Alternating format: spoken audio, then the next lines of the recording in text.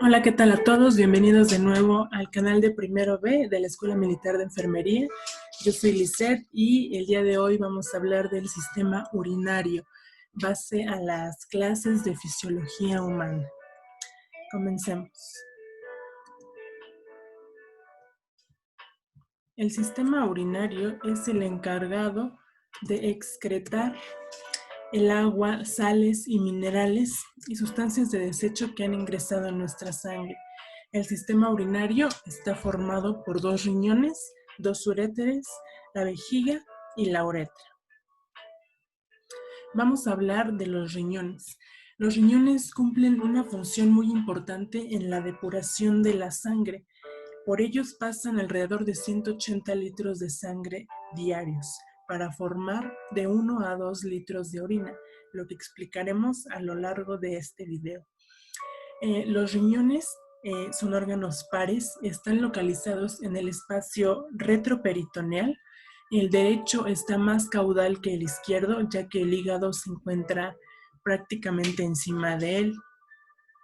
Entre las funciones que tienen los riñones, aparte de la formación de la orina, se encuentran la producción de la eritropoyetina, metabolitos activos de la vitamina D, renina y prostaglandinas. Los riñones pesan alrededor de 150 gramos y miden de 12 por 6 por 3 centímetros adecuadamente. Su forma característica, como vemos en la imagen, es una forma de habichuela o frijol. Cada riñón recibe una irrigación sanguínea a partir de la arteria renal, que a su vez es rama de la arteria abdominal. Esta se subdivide sucesivamente hasta formar los capilares, de lo que hablaremos más a profundidad en las siguientes diapositivas. Vamos a ver la estructura del riñón. El riñón tiene una cápsula renal, que es la capa o membrana que recubre su parte externa. Como ya hemos visto en otros órganos, el riñón también tiene un hilio renal, que es por donde ingresan las arterias, las venas, los ganglios linfáticos. La pelvis renal nace de ahí y por ahí pasa también el uréter. La corteza renal es la región más externa, con un aspecto granulado y de color rojo oscuro, como podemos ver en la imagen. La médula renal es la región interna del riñón. Está dividida de 10 a 18 zonas llamadas pirámides renales o pirámides de Malpighi, que son las que estoy señalándoles aquí. Estas pirámides tienen una estructura cónica, con la base dirigida a la corteza y el vértice apunta al centro del cáliz renal. Ahora, la pelvis renal es la zona donde se agrupan estos cálices y se comunican con el uréter. Estas tienen una forma de embudo. Aquí podemos observar en la imagen la estructura de la pelvis renal, los cálices mayores, los cálices menores y el uréter. Ahora vamos a hablar de la unidad funcional del riñón, que es la nefrona, de las cuales hay aproximadamente 1 millón por cada riñón. Nosotros ya nacemos con la cantidad de nefronas que vamos a tener para toda nuestra vida. Una característica de las nefronas es que estas no se regeneran. Cuando las nefronas pierden su función, ya no se pueden regenerar. Un dato interesante es que conforme va pasando la edad, la funcionalidad de las nefronas va disminuyendo. Por ejemplo, una persona de 40 años tiene un 10% menos de nefronas y una persona de 80 años tiene un 40% menos de nefronas. Pero esto es un proceso normal, fisiológico. Y las nefronas que quedan se van adaptando para compensar las pérdidas. Tenemos que la nefrona está constituida por varias estructuras, de las cuales voy a hacer mención y vamos a ahondar en ellas a lo largo del video. La nefrona está constituida por el glomérulo, que a su vez está en la cápsula de Bowman. Al conjunto del glomérulo y la cápsula de Bowman vamos a llamar corpúsculo renal. Después del glomérulo sigue un túbulo contorneado proximal y después el asa de Henle, que tiene una rama descendente que es delgada, una rama ascendente delgada y una rama ascendente gruesa. Después sigue el túbulo contorneado distal, que se llama así por estar más alejado, se podría decir, del glomérulo. Y después tenemos al túbulo colector, y que este es donde va a pasar la orina. Tenemos que hay dos tipos de nefronas, las corticales y las yuxtamedulares.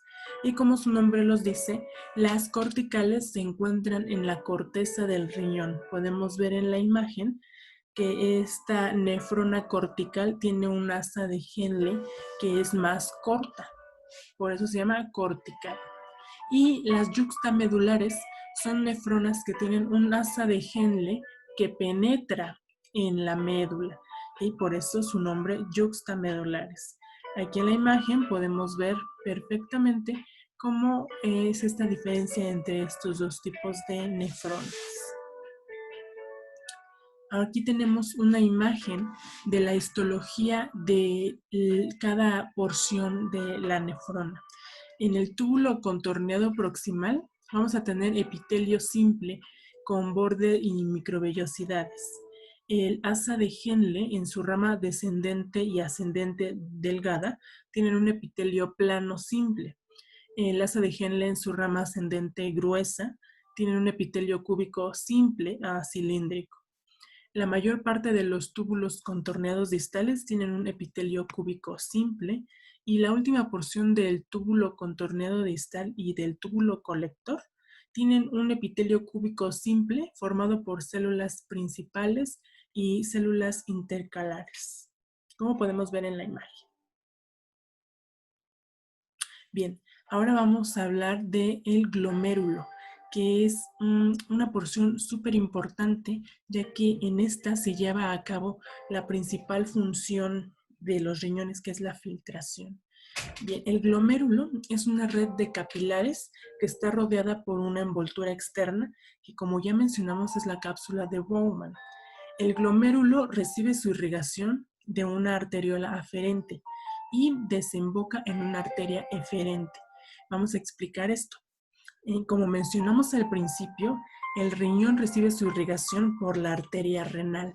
Esta se va a ir dividiendo hasta que se convierte en arterias segmentarias, después en arterias lobares, después arterias interlobares, después en arterias arqueadas, y estas a su vez se dividen en arterias interlobulillares, que ya son más pequeñitas.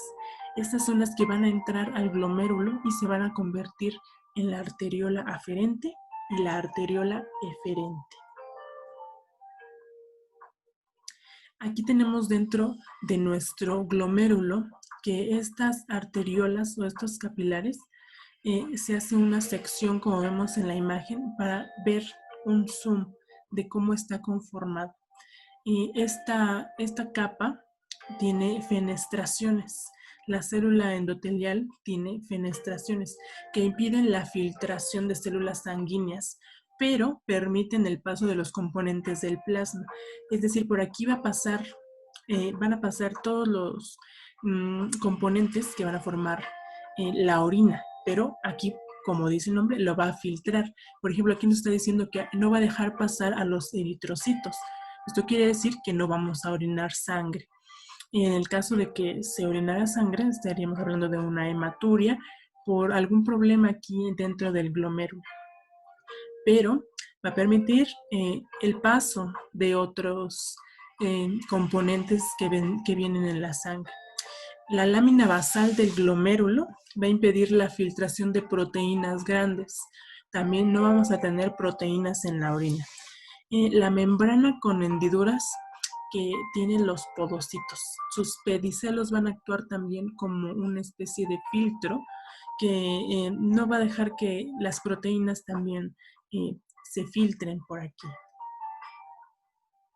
Ahora, para que esta filtración se lleve a cabo, el glomérulo toma la presión que proviene desde el corazón, que es aproximadamente de el 60% de la presión arterial media, que serían unos 60 milímetros de mercurio, y esta presión es la que va a promover la filtración y es llamada presión hidrostática glomerular.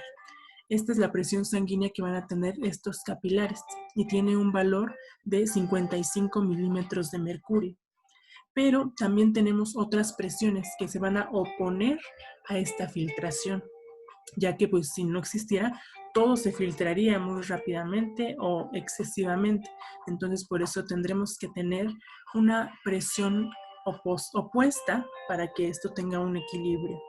Las presiones que se oponen son la presión hidrostática capsular. Esta está en la cápsula de Bowman, que está dada por el líquido ubicado en este espacio. Su valor es del 15 milímetros de mercurio. La otra presión que se opone es la presión coloidosmótica sanguínea, que está dada por la albúmina, globulinas y fibrinógeno que vienen en el plasma de la sangre. Su valor es de 30 milímetros de mercurio.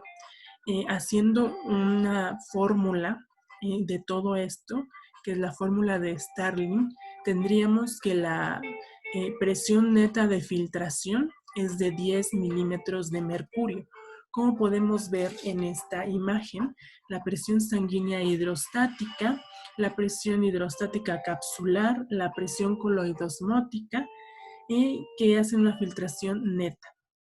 Esto nos permite que los glomérulos se filtren de 180 litros de sangre, pero que se produzcan de 1 a 2 litros de orina.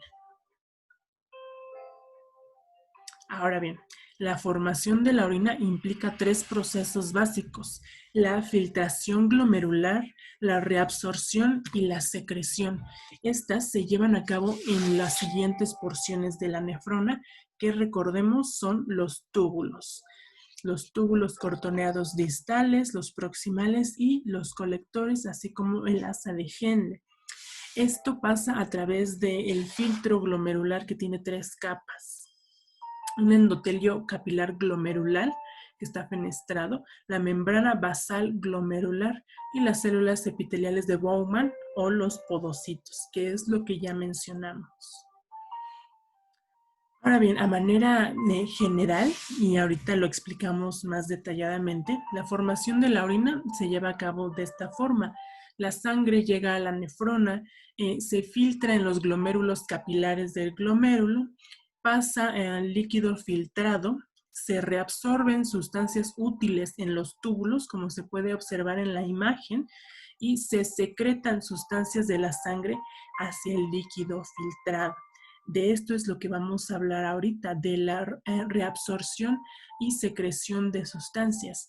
¿Por qué no todo es filtrado? ¿Por qué algunas sustancias se absorben? Bueno, pues porque tenemos sustancias en el plasma que, aunque pasan por esta nefrona, pues todavía van a servir al organismo y por eso son reabsorbidas o secretadas.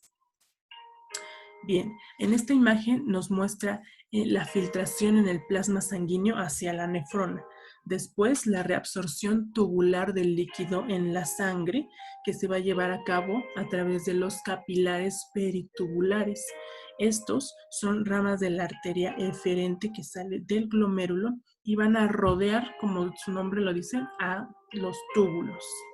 Y posteriormente vamos a tener la secreción tubular de la sangre al líquido.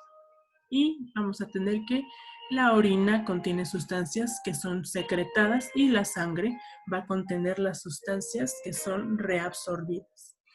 Ahora vamos a mencionar qué sustancias se absorben o se secretan en cada porción de los túbulos de la neurona y el asa de Henle. Aquí tenemos la parte del nefrón. En el túbulo contorneado proximal vamos a tener reabsorción de solutos, 99% de glucosa, aminoácidos, vitaminas hidrosolubles. Aquí se va a reabsorber el 70% del sodio, el 80% del potasio, del calcio y del magnesio. Aquí hay reabsorción de agua, claro que sí. Secreción. Aquí se va a secretar hidrógeno, aniones orgánicos y cationes orgánicos. En el asa de Henle, en su porción delgada, tenemos que esta va a ser impermeable a los solutos y aquí solamente se va a absorber agua. En el asa de Henle, en su porción gruesa, tenemos que sí se va a absorber sodio y cloro. Es impermeable, en esta no se va a absorber agua y no va a secretar nada. En el túbulo contorneado distal va a absorber el sodio y el cloro, lo que va a favorecer la producción de la aldosterona. Este es un túbulo que es impermeable y va a secretar hidrógeno y potasio. En el túbulo colector se va a reabsorber sodio, no va a haber una gran absorción de agua y vamos a secretar hidrógeno y potasio también. De esta manera, en cada porción de la nefrona tenemos que se da toda esta absorción y secreción que es parte complementaria de la filtración de la sangre. Ahora, vamos a mencionar algo importante, que es el aparato yuxtaglomerular, que es el que está en el túbulo contorneado distal. Hay unas células que se llaman yuxtaglomerulares y en la mácula densa. Dentro de estas nos da la producción de renina, lo que nos va a dar el eje renina-angiotensina-aldosterona. Tenemos que los riñones mantienen un equilibrio ácido-base con la regulación del pH y del plasma sanguíneo. Ahora, a lo que nos referimos con el eje de aldosterona, renina, angiotensina, aldosterona, lo vamos a explicar en las siguientes diapositivas. Vamos a tener aquí a las células yuxtaglomerulares que les mencioné y a la mácula densa que se van a encontrar en el túbulo distal, que viene de la arteriola eferente. Ahora, el sistema renina-angiotensina-aldosterona es un sistema que se va a activar cuando se detecte una disminución en la perfusión, es decir, una baja en la presión arterial. Aquí vamos a tener que el riñón va a detectar esta baja en la presión y va a mandar las señales a las células yuxtaglomerulares que van a producir la renina. Esta renina va a tener una acción sobre el angiotensinógeno que está producido por el hígado. A este le va a quitar 2 péptidos y lo va a convertir de un dodecapéptido a un decapéptido, que se va a convertir ahora en angiotensina 1. Esta angiotensina 1 va a sufrir otra transformación por medio de la enzima convertidora de angiotensina, o ECA, que se produce en los pulmones. Esta le va a quitar otros 2 péptidos y lo va a convertir en un octapéptido, que va a ser la angiotensina 2. Esta angiotensina 2 es la que va a tener efectos en varias partes, como por ejemplo en el sistema nervioso simpático. Va a tener acción en los túbulos para que se produzca una mayor absorción de agua. Va a tener una acción en los riñones para la producción de aldosterona. Va a tener una acción vasoconstrictora y una función que va a estimular la glándula pituitaria para la secreción de vasopresina, que es una hormona antidiurética. ¿Qué va a hacer esto? Que esta hormona antidiurética va a favorecer que en los túbulos se absorba aún más agua de la que está absorbiendo. ¿Para qué? Para aumentar el volumen de la sangre y así regular la presión arterial. Esto es para lo que nos sirve este sistema renina-angiotensina-aldosterona. Ahora bien, vamos a resumir un poco la fisiología renal. Como ya mencionamos al principio, La estructura de los riñones, sabemos que la unidad funcional va a ser la nefrona. Dentro de las funciones de estos riñones tenemos la filtración, la formación de orina, que es lo que abordamos principalmente. Vamos a tener la reabsorción, vamos a tener excreción de productos metabólicos como urea, creatinina, ácido úrico, de sustancias químicas extrañas, metabolismo de hormonas, vamos a tener agua y electrolitos que nos van a dar un equilibrio, regulación del equilibrio ácido-base mediante la excreción de ácidos y regulación del pH. Tenemos la secreción de hormonas como la eritropoyetina que mencionamos al principio, que esta nos va a ayudar para la formación de glóbulos rojos. El sistema renina-angiotensina que nos va a ayudar en la regulación hemodinámica, sistémica y renal. La secreción de hormonas como el calcitriol que ayuda al metabolismo de la vitamina D. La gluconeogénesis, que es el catabolismo de hormonas peptídicas y síntesis de glucosa en ayuno prolongado. Vemos que el riñón no tiene una sola función. Todo un proceso, desde la formación de orina hasta las demás funciones, tienen una razón de ser. Ahora, continuando por el paso del sistema urinario, vamos a pasar de los riñones a los uréteres. Los uréteres parten de la pelvis renal y llevan la orina hasta la vejiga. Tienen un diámetro de 3 milímetros aproximadamente y la orina va a descender por gravedad. Estos van a tener 3 capas, una muscular, una mucosa y adventicia. Los uréteres tienen una longitud de 21 a 30 centímetros. Tienen como ya mencioné, las 3 capas por ser órganos cavitarios. Se dividen en 4 porciones, una porción lumbaro-abdominal, una porción sacroiliaca y una porción pélvica. Y la porción vesical, que es donde desembocan en el trígono vesical, como vemos en la imagen. Aquí donde desembocan los uréteres se llama trígono vesical. La vejiga es un órgano muscular de doble función que va a hacer almacenar y vaciar la orina. Este es un reservorio que tiene paredes de musculatura lisa de 3 capas que forman un anillo muscular alrededor del orificio uretral que constituye un esfínter interno, por lo tanto, involuntario. La capacidad de la vejiga varía de persona a persona, pero en general es de 400 a 500 mililitros. La vejiga está situada detrás del pubis. Una vejiga llena se eleva por encima de la sínfisis del pubis e incluso se puede palpar en forma de globo vesical. Las 3 capas de la vejiga forman el músculo detrusor, que cuando se contrae expulsa la orina y tiene como antagonistas los esfínteres de la uretra. Aquí tenemos un corte de la pared de la vejiga. Tenemos la adventicia, el músculo detrusor, la submucosa, la lámina propia y el epitelio de transición que conforman la mucosa.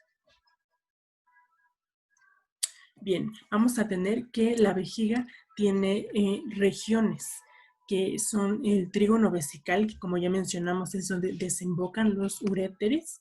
Tiene un ápex vesical, una cúpula vesical y un cuello vesical. Aquí podemos ver estas partes, el cuello de la vejiga, el trígono vesical, el músculo detrusor, el ápex y el esfínter de la uretra. Bien, vamos a tener que la vejiga va a tener fases, que son las fases de llenado, fase de almacenamiento y la fase de vaciado de la orina. Vamos a ver que la orina tiene un músculo que, como ya mencionamos, es el detrusor, que cuando está llena empieza a contraerse aproximadamente cuando tiene unos 400 mililitros de orina, vamos a sentir ganas de ir al baño. Vamos a mencionar ahora a la uretra. La uretra es el conducto que comienza en la cara inferior de la vejiga y termina en la abertura llamada meato urinario. El esfínter uretral interno o esfínter vesical está dentro de la uretra y es un esfínter involuntario. Rodeado a este esfínter se encuentra el esfínter uretral externo, que este sí es ya voluntario. La uretra está formada por dos capas, una muscular y una mucosa. Como podemos ver, aquí nos muestra en la fase del vaciado, que sería donde actúan los esfínteres de la uretra, tenemos el interno que tiene una relajación muscular y el externo que es voluntario. Y a través del meato urinario va a salir la orina. La función de la uretra es transportar la orina desde la vejiga hasta el exterior por medio de la micción. Esta sería la función más específica, ya que los músculos del esfínter tienen una relajación y es lo que nos va a llevar al acto de miccionar. Tenemos diferencias entre la uretra femenina y la uretra masculina. La uretra femenina tiene una longitud de 3 a 4 centímetros y desemboca en la entrada de la vagina a través del meato uretral, a 2 centímetros aproximadamente detrás del clítoris, como podemos ver en la imagen, la uretra. A diferencia de la masculina, la uretra solo tiene la función de transportar la orina. Ahora vamos a ver la uretra masculina. La uretra masculina tiene una longitud aproximada de 20 centímetros y esta se divide en 3 porciones.